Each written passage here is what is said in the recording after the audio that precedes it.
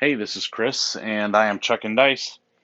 And today I actually want to make a video that shows how I like to play when the tables are cold. And this actually was a question that had come up in the Discord channel for Color Up Club members.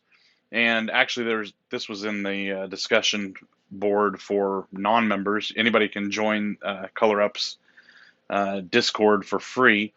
You get extra privileges and access when you're a member. But quick shout out to Color Up Club. You can just go to colorup.club and you can check it out. And there's probably a link. I'll see if I can put a link below when I post this video to his Discord channel. Again, it is free to join the basic server. And then if you pay just $5 a month or $25 a month, you can be a red or green level member, and you get extra rewards like ultimately you can end up getting a $100 Color Up Club chip. I think I have a green chip here that was a $25 chip, and I think I actually have, yep, I have a $5 chip right here as well. So you get rewards and other benefits for being a member. It's kind of a fun thing, and there's a lot of us that hang out there, and it's a lot of fun to be a part of that club. So I would encourage you to check that out if you're so inclined. But anyway, there was a discussion that was happening over there on Discord about what do you do when the tables get cold. And I threw this out as a strategy, and I thought, you know what, I'll just make a video and see how it goes actually playing it out this way, because this is oftentimes what I turn to, no matter whether I'm playing light side or dark side.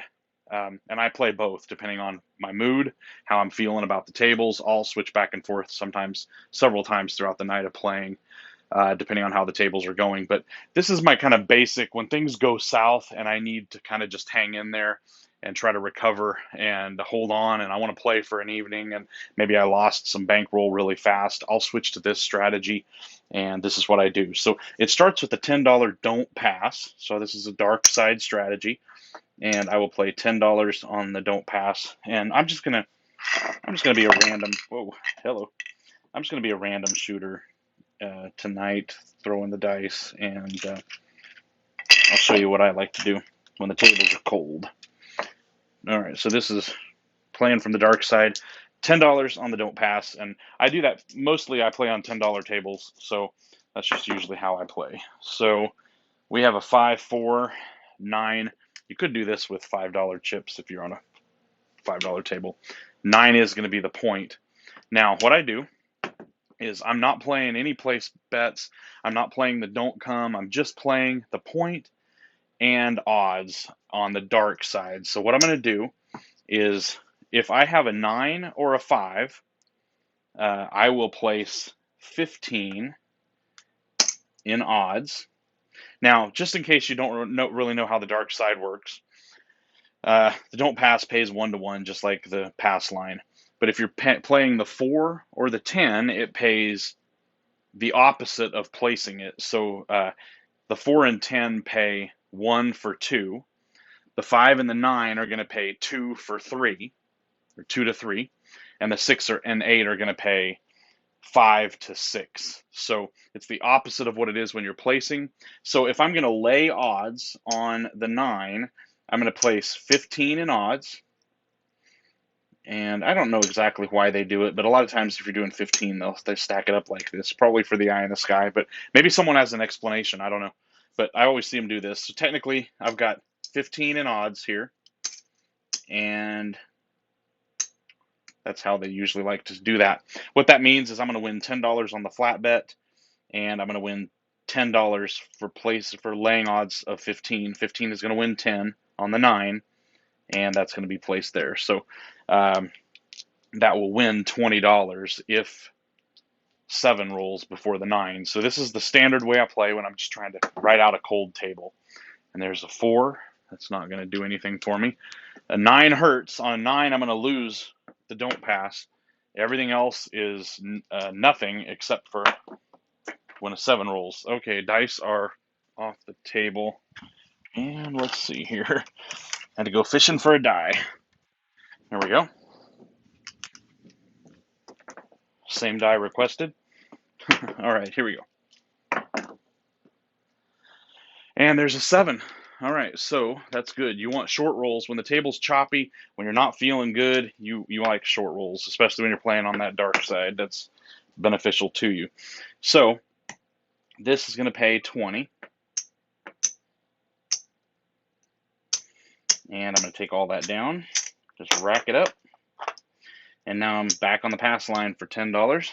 Then looking for another point. Now on the come out roll, a 7 or 11 hurts you and you lose. I just rolled a 7. It's not good, but it is what it is. It's going to be a loser,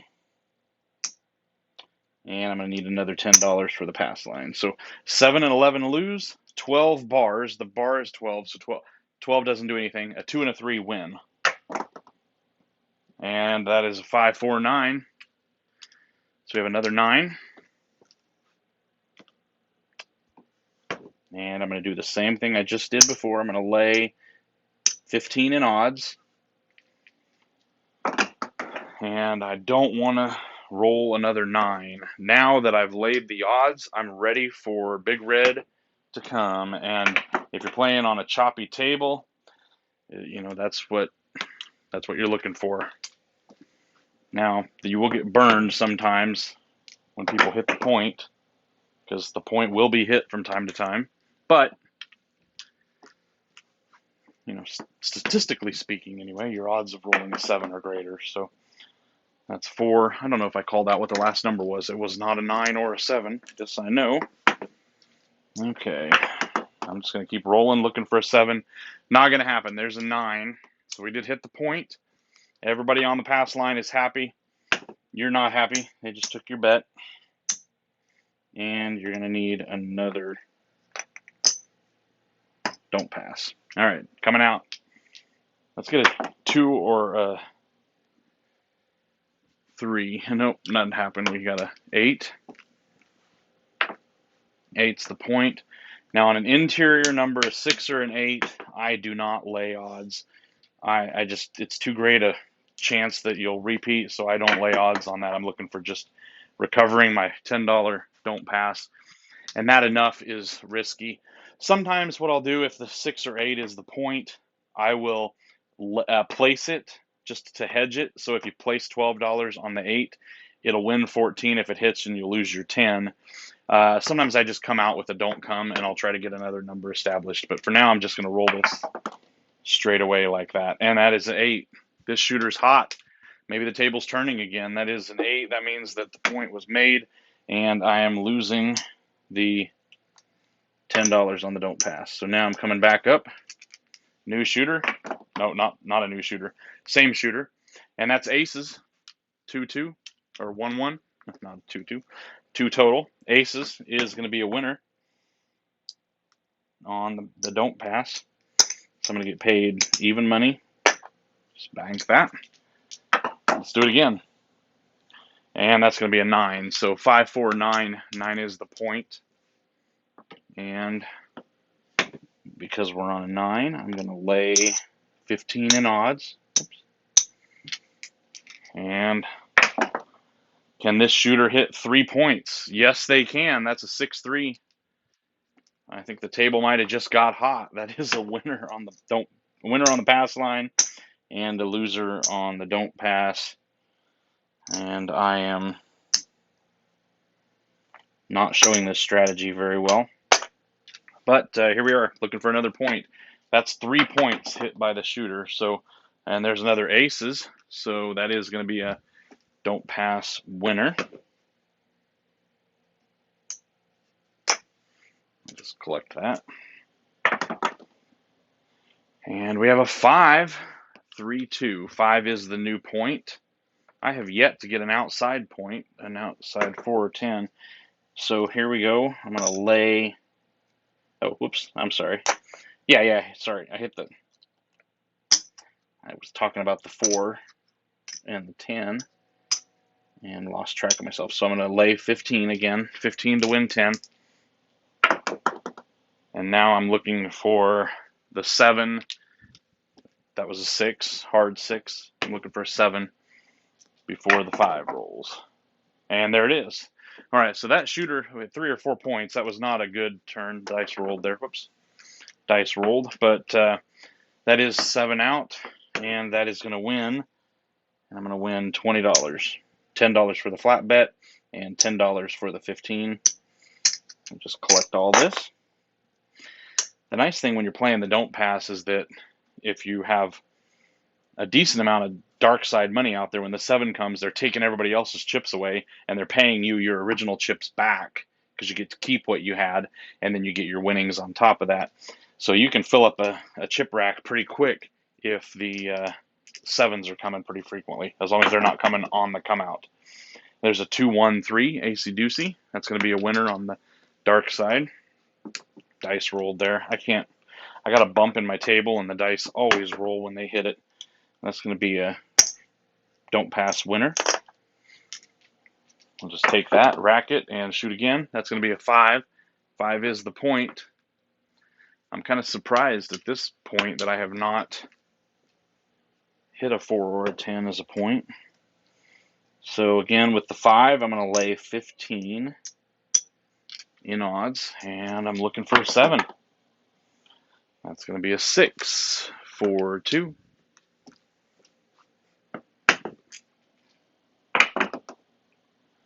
And a 9, Nina, 5, 4. Come on. And there's an 8, 6, 2.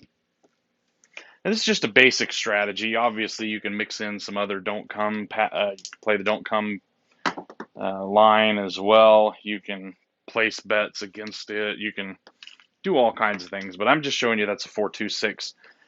I'm just showing you a basic strategy I like to play when the table's getting kind of ugly. I'll kind of hole up a little bit and go to a more basic strategy. This is a 7, 6, 1. That's going to be a winner. Dice moved there again. That's going to pay me $20. So this is nice. See, when you have a winner and it's a 7, everybody else is losing money, and you just got, they're going to give you back this big stack of chips. And I'm basically even at this point, even though I had a couple of, actually we hit 3 points earlier. So, we got 10 back on the pass line again, and we're looking for a new come out. And that's going to be a loser, 7, come out 7. All the front line, pass line players are happy. We lose on the don't pass. That's okay, I just replace it, and we're back up. And aces, got it right back.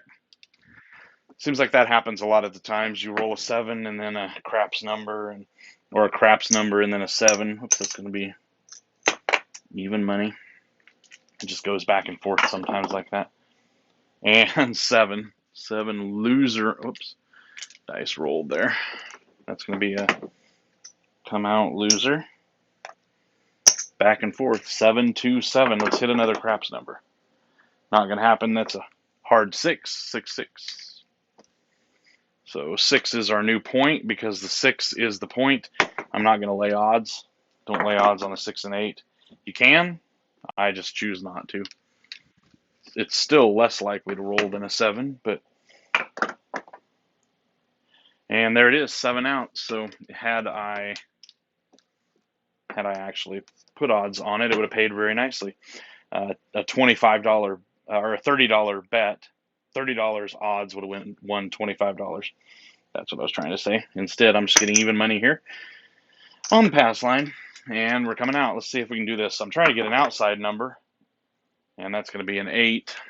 I'd love to show you how it works on the 4 or the 10, but it's not happening. So there's an 8. On the 8, I am bored, so I'm going to play odds. I'm going to put $30 in odds on the 8, laying the 8. And now if a 7 comes, I'm going to win 25 here plus the 10, so I'm going to win 35 bucks. This is playing with fire if you ask me, because 6 and 8 are obviously much more likely to roll. There's a hard 6, but I was getting bored the other way, so, sometimes you just do dumb things. And there's a 7. It paid off for me. All right, so 7 out. And the way the 7's going to pay on the 8 is it's going to get even money on the don't pass. And the odds, $30 in odds, is going to pay a green chip. So 25, it pays 6. It pays 5 to 6 instead of 6 to 5 like it does if you're placing it. So that was a nice win. And I'm going to take all that, rack it up, and then let's do it one more time. See what happens here. There's a 9, 6, 3. 9 is the point. And I am going to lay 15 in odds. And let's hit a 7. Ace deuce. It's not going to do anything.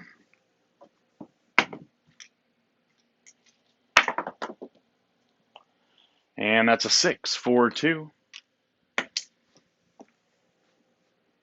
As I said earlier, if you want to, you can add other numbers. You can play the DC and keep getting some more numbers if you want to. There's a 5, 2, 7, 7 out. All right, so that's good. That's going to pay me $20. All right, so I'm going to take all of this, rack it up, and now let's just call it a day. I don't know how long I shot there, maybe 15 minutes or so. But this is what happens. So this is playing on a cold table, a choppy table. If you'll remember earlier, we had a shooter hit 3 numbers. I think the 5, the 9, maybe the 8, something like that. 3 numbers before they ended up 7-ing out, or 7-outing. I don't know how you say that, but at any rate, it happened, and we lost a little bit then. But other than that, to me, this is a good strategy for writing out an ugly, choppy table. And this is why. I'll show you what happened here. So there's $100. I started with a $300 bankroll. I don't know if I told you that.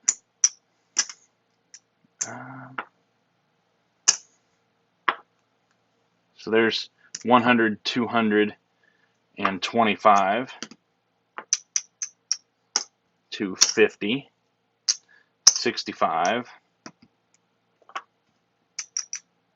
and there's $10 there, $10 in whites. So let's see again here. We have 100 in the rack in reds, 200, 300, 350, 365, 375. So I'm up $75 just playing the dark side, conservatively on the don't pass. And to me, I'm kind of surprised I'm up that much. Usually what happens is I kind of just churn. I make a little bit, I lose a little bit, I break even. It allows me to write out a cold table. And I'm actually surprised I'm up. I think probably because I laid $30 in odds on that 8 that ended up paying off. But it's a slow burn for me. I either end up a little bit or down a little bit, but it's a great way to write out cold tables. And I thought I'd share it with you and make a video. So hope you enjoyed this. Give me a like and subscribe. I appreciate your comments and support of the channel. So I think that's going to be it for today, and we'll see you next time. Bye for now.